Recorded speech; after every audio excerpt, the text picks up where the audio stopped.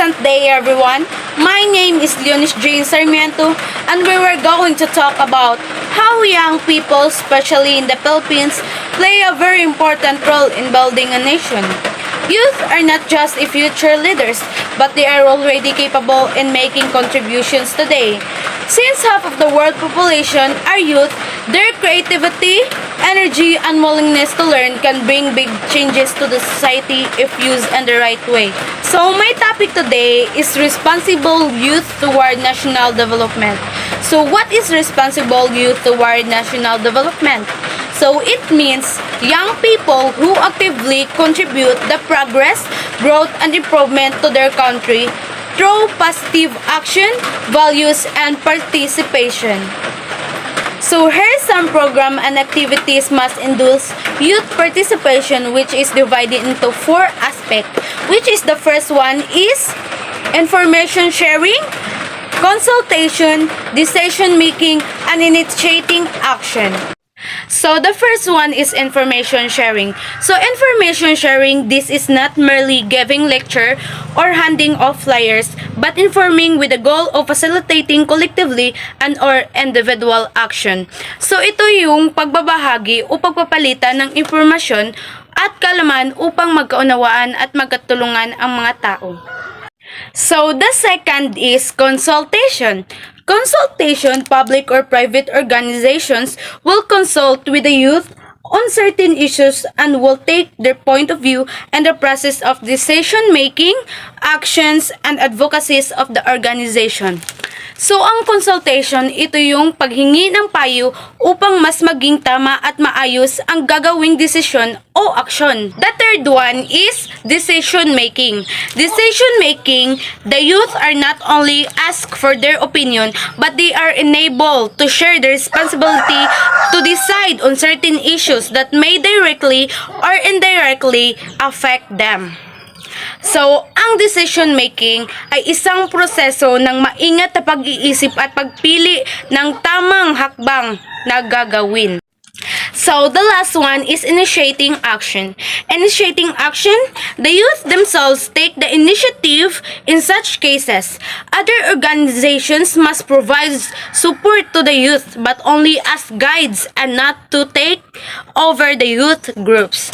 So, ang initiating action ay ito yung unang hakbang ng pagkilos upang may sakatuparan ang napili at ang pag-usapan na desisyon. So here's the program of the NYC, including the following. So the first one is the National Youth Parliament, which is 3-day convention of youth leaders to develop policies addressing youth issues. This occurs every 2 years. So ito yung 3 araw na pagpupulong ng kabataang leader tuwing 2 taon para bumuo ng mga mungkahi sa isyu ng kabataan. So, the second is Government Internship Program, by which the NYC coordinates with government agencies and private companies to hire out of school and unemployed youth as interns with a monthly stipend.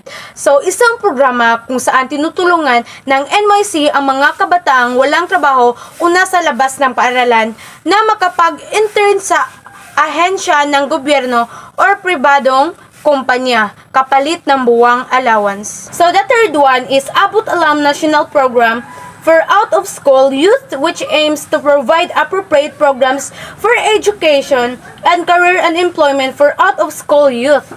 So ito ay pambansang programa para sa mga kabataang nasa labas ng paaralan upang mabigyan sila ng tamang edukasyon, pagsasanay at oportunidad sa pagtrabaho. So the fourth one is the 10 Accomplished Youth Organization or TAYO or TAYO, which is an annual search and recognition for youth and youth organizations for their outstanding contributions to the community.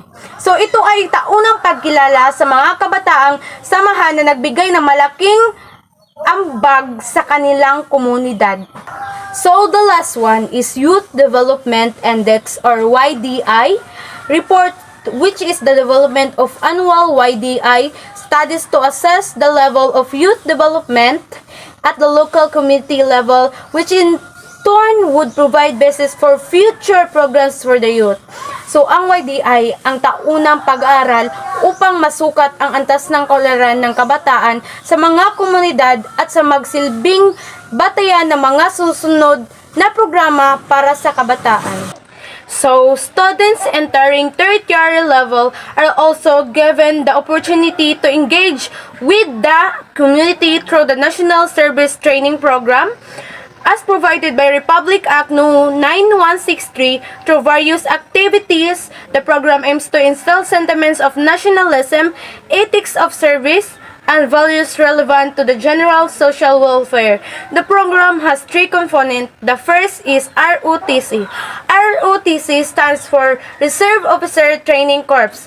It aims to develop leadership, discipline, patriotism, and military skills among students who join ROTC undergo military training while studying their regular academic courses.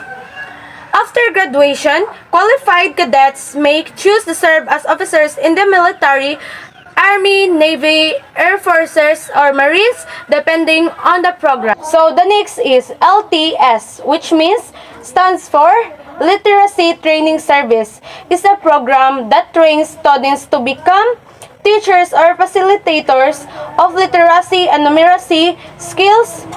It focuses on helping people in communities, especially out-of-school youth, children, and other citizens, to read, write, and count. So the last one is CWTS, stands for Civic Welfare Training Service. Civic Welfare Training Service focuses on activities that contribute to the general welfare and betterment of life for the members of the community.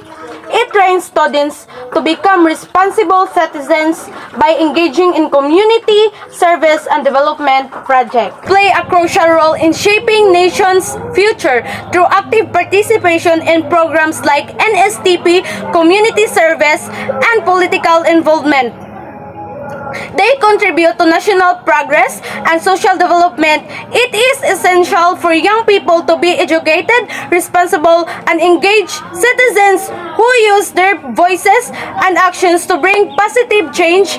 By being aware of their activities and responsibilities, the youth can become their catalyst of growth, unity, and development to their country. That's all. I hope you learned something today. Thank you for listening and thank you for watching.